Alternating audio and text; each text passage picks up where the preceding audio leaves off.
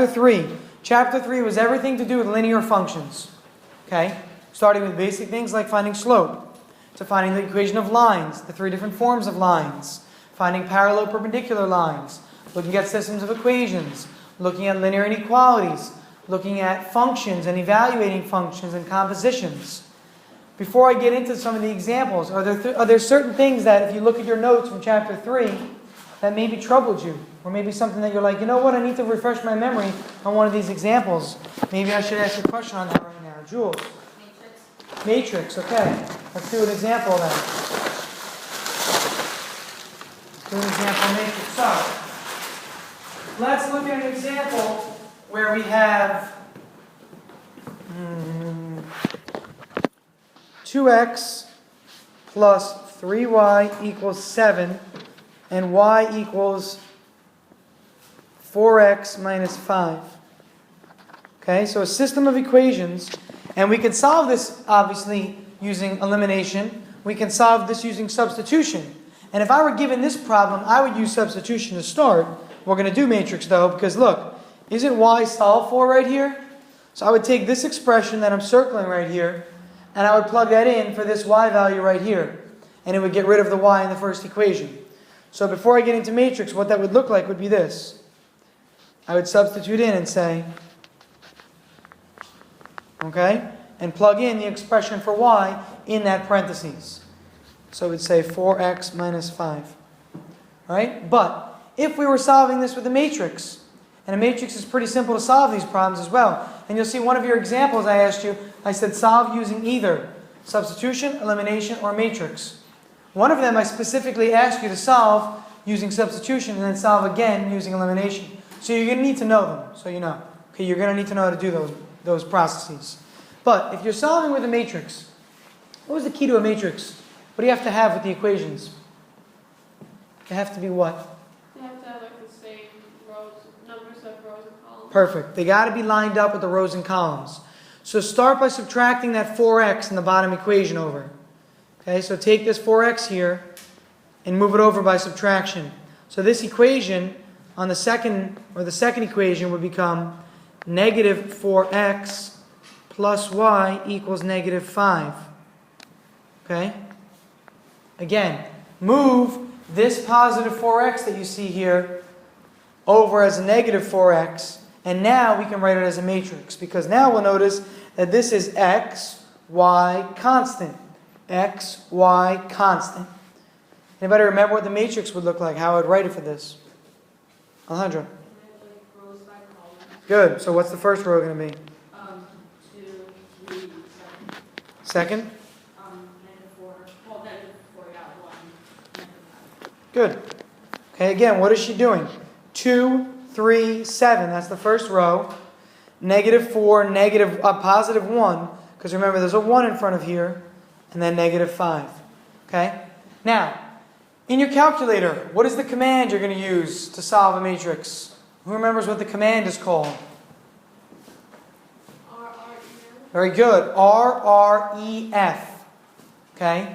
If you are confused as to how to do that, either do one of two things. You can go to YouTube and just type in how to use a matrix with RREF. It'll step you right through the process. There's tons of videos on there. Or you can just come after school and ask me. Okay? I'm not going to spend the time to do now because it is a lengthy process. But if you have trouble and you forgot how to do it, you want to refresh your memory, if you ask a classmate and they know, or come in tomorrow and ask me, or go on YouTube tonight and just look it up. And if you still don't get it, then make sure you come in tomorrow and ask me. Pete? Do we have to do this on the test? You don't have to, but it is useful. It's a lot quicker. So there are problems that are going to say, solve using any method. I would use the matrix, because there's no room for error there unless you type the numbers in wrong. Okay? And I'm going to go to an example in a minute where a matrix is very useful. Okay? And actually, I can look at that example now. I'm going to go back to that, but remind me to do an example where the matrix is useful. And it'll be a problem with functions. Okay? All right. Other things before I can... Other questions in chapter 3 that might have perturbed you at some point? Nothing in particular?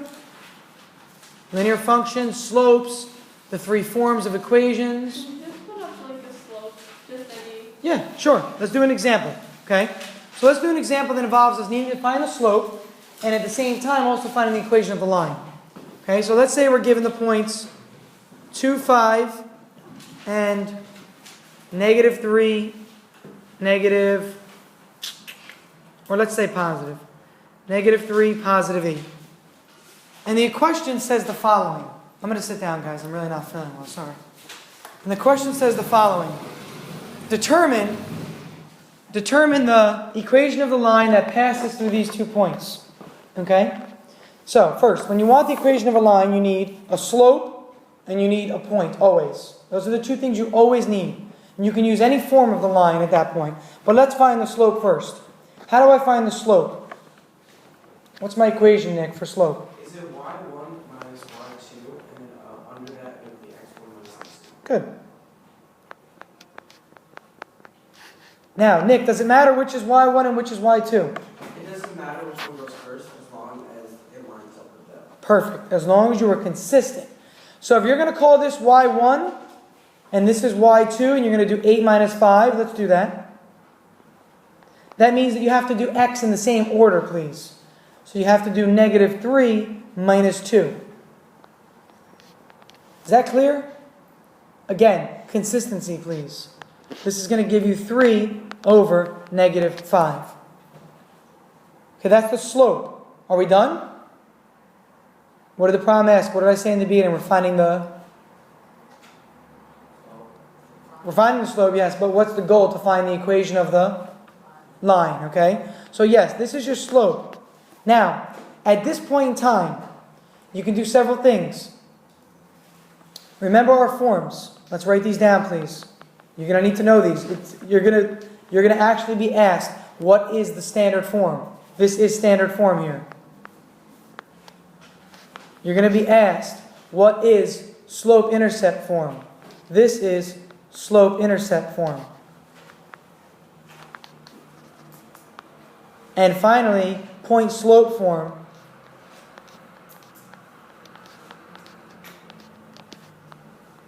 Okay? And the names of these are all pretty obvious if you think about what's going on. And let me explain this. Slope-intercept. M is the slope, B is the y-intercept. That's why it's called slope-intercept.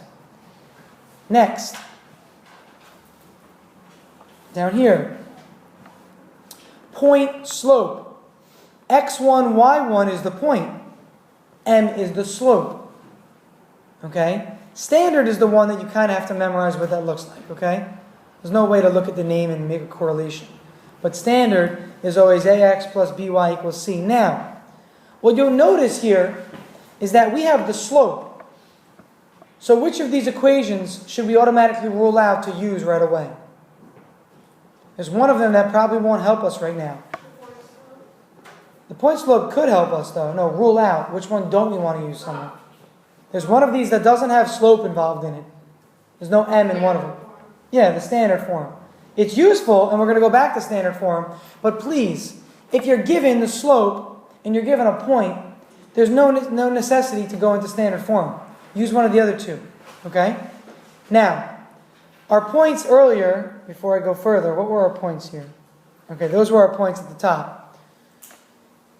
If I use point slope form, I have an option. I can pick either of those points and use the slope. Which of those points is easier to use in equations? 2 and 5. Why, Manny? Because they're both positive. And they're both? Closer together. Yes, they're both smaller or closer together, and they're both positive. So if you're going to use point slope or slope intercept, either of those, I would use this point and I would use the slope.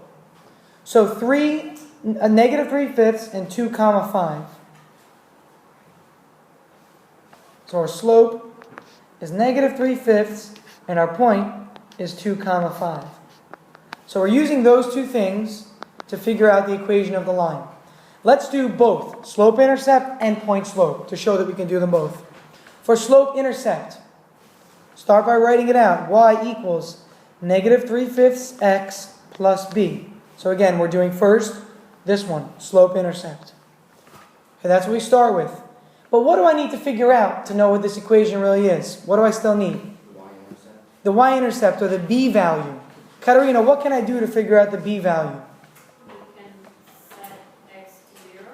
That'll give me the y-intercept. Oh, you can plug in the. Oh, wait. That'll give me the y-intercept if I know the equation already. Because if I set x to 0, I'm going to get y equals b, right? And that's what the y-intercept is. But I want to figure out what the value of b is. So you like x would equal 2 and then y would equal 5. Good. Remember, please, the point is a solution to the equation. If this point is on the line, it means it's a solution. So please take it and plug it in these two locations. So we have 5 equals negative 3/5 times 2 plus b. Is that clear? Again, the point is a solution. The point is on the line.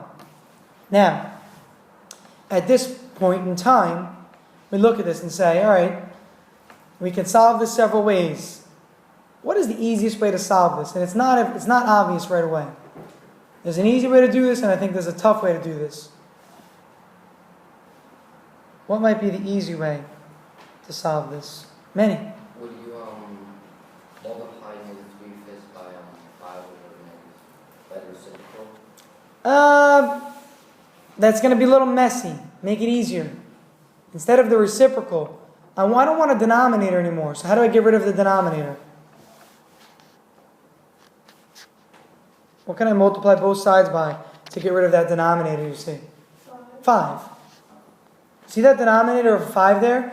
Now, Manny, I'm not saying the reciprocal because the negative 3 is then I'm going to divide by negative 3 and it's going to make it just as messy, right? So multiply both sides by 5, please. Multiplying the left-hand side by 5, I get 25. Multiplying the right-hand side by 5, I need to distribute this 5. The 5 is going to cancel here, leaving me with negative 6 plus 5b. Again, distributing the 5 to both terms, the 5 in the denominator cancels with the 5 that's getting distributed to it, leaving behind this negative 3 times this 2. 5 times b is just 5b. And now I can solve for b, and it's a little bit easier to do it. Okay? So move the 6 over, make this 31. You have 5b, divide by 5. b is going to be 6.2. And notice, what did I write b as? A decimal. It's very useful to write b as a decimal, especially when you're graphing.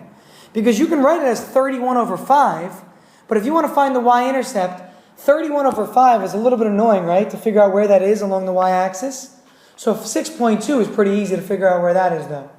So again, my final answer for this,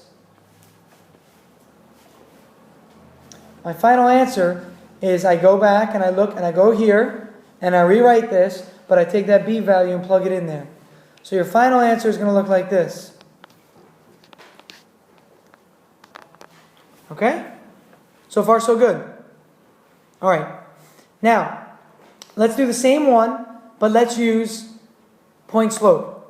So negative 3/5 and 2 comma 5 still. Negative 3/5 and 2 comma 5 still. Let's get rid of this. Now let me just put on a new slide. When you multiply, go ahead. Which part from this? Sorry. When you're canceling the denominators, and so you have like 5 equals -3 and 5 times 2 plus b, and then you multiply times 5, and then so the denominator. Okay, sorry, I'm back to normal. When you multiply by 5, it canceled the 5 in the denominator, yes? Aren't you, like, since you're multiplying times the 5, don't you cancel the 5 so you don't have to cancel 5 times the 5, times the 10, times the b? Okay, you're distributing now. You're distributing. So what it really looks like is this. This is a good question. She's asking about the fact that when you're distributing this 5 here, it looks like it cancels with this 5. It does in that instance, but it's being distributed. So really what you have is this, just so we're clear. Let me just, no, I can't erase, of course. When I distribute this, it looks like this.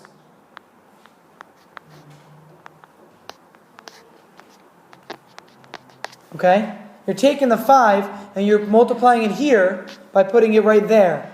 And you're also multiplying the 5 here by putting it right there. And you're right, these cancel. Absolutely. Which is what leaves behind this negative 6 right here.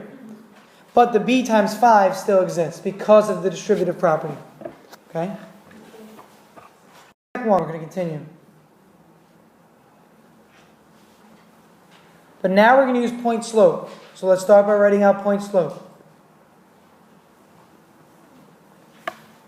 Here's the key, and who wants to explain? What is x1 and y1 really? What is x1 and what is y1? Physically, what do they mean? Because some students get confused here. Alejandro. Yeah, they're the points. Good.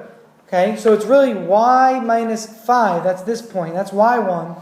And this is x1. Equals negative 3/5 x minus 2. Now, a minute ago, we had the answer in y equals mx plus b form. This is the answer in point slope form. But what if we wanted the answer in standard form? What if I wanted to put it in standard form? Because we're done really at this point. That's it. But what if I wanted the answer in standard form? Oh, I know how to do it. That's another question. So if it asks for it in point slope, you don't have to. No, you don't have to go anywhere. That's it. Yep. The last one was slope y-intercept. This is point slope. But if it wants it in standard form, we can do something at this point to make it easier. Again, I don't like denominators, right? So how do I get rid of it? Multiply both sides by 5, please. The left-hand side becomes 5y minus 25 equals negative 3 parentheses x minus 2. Again, because those cancel. Manny, continue with this for me. Okay, so it's going to be negative 3x plus 6. Good. And that's the key. Distribute that, please. And then what do we want to do for standard form, Manny? What do we want to get on one side of the equation? X. Okay, so let's move that x over. What does it become? So I'll just subtract 3x and then add 25 over to it. Add 3x, right? Yeah. And then add the 25 over here. Okay, so adding 3x, we're going to get 3x over here plus the 5y. And then adding 25 over here, we're going to get 31. And that's our answer in standard form. Fun fact, which you should know. The slope in standard form is, remember, negative a over b. Take a look. What's a? A is 3 and b is 5. So the slope would be negative a over b. The same slope we had earlier. If we go back up here and look at our slope. And that's a good way to check that you did the right work. Is that clear what we're doing right now? Please ask, because I see a few blank stares right now, it seems. Pico. Wait, so if you see on 3 and 5, would that mean that the 3 and 5 are points? 3 and 5 are your coefficients in standard form. That's this here and this here. And if you want to find the slope when it's in standard form, you could always use this shortcut. So I'm doing this to check what my slope turns out to be. And then I'm verifying it that it was the same slope as I had earlier. Remember, this was the slope earlier that we plugged in? This was m and then x minus x1. So this was the slope earlier. And even when I put it in standard form, I do have the same slope still. Okay? That's what I'm using a and b for there. Alejandro. I have a question about slope intercept form. Okay? When you multiply it by 5 to cancel. So, any questions on this example? But you should know all three forms and being able to manipulate them. Okay? Go back and forth between them. Let's go through some other fun facts here. Perpendicular lines. So I was going to ask you if we could do a question. What are their slopes? Just before we get to an example. Slopes of perpendicular lines are what? 0 and undefined. Those are examples of vertical and horizontal. Yes. And that's a good thing to point out, though. Before we get to them, then. Slope of this is 0. Okay? Slope of this is undefined. Okay, you want to know how a trick that one of my teachers taught me once? If you wrote the word 0, write it like this. And think about those as horizontal lines, the top and bottom of the number 0.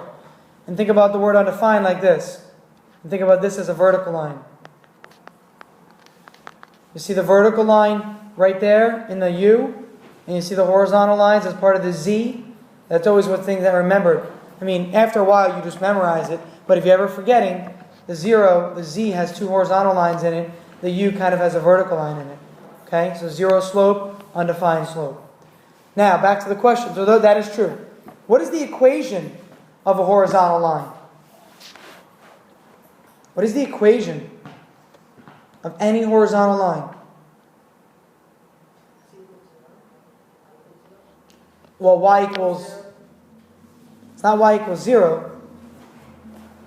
It's y equals some number. Remember, like this is like y equals 5 or y equals 8 or just as a general form y equals some constant. Okay, the reason being is if you were to graph it, think about it, watch. Pick a bunch of points along this line. The y value is never going to change. This might be negative 2, 4. This might be negative 1, 4. This is 1, 4. This is 3, 4. Don't you notice? Look at the y value. Isn't it always 4 on that line? So the equation of this line is simply y equals 4. Whereas a vertical line, instead of y equals, is x equals some number. Whatever it goes through. So if, say there's a point on this line and the point is 2, 7, then the equation is simply x equals 2. Okay, x equals 2. It's always x equals some number. The number is that point that it goes through. And we always look at the x-coordinate of the point it goes through. Alright, that's horizontal and vertical lines. That's good that you brought that up. In the other class, I never asked that one. What about perpendicular and parallel lines now? What do we know about them? What do we know about their slopes? Aren't they like the opposites? Opposite and what else though? Good. Negative reciprocals or opposite reciprocals for perpendicular?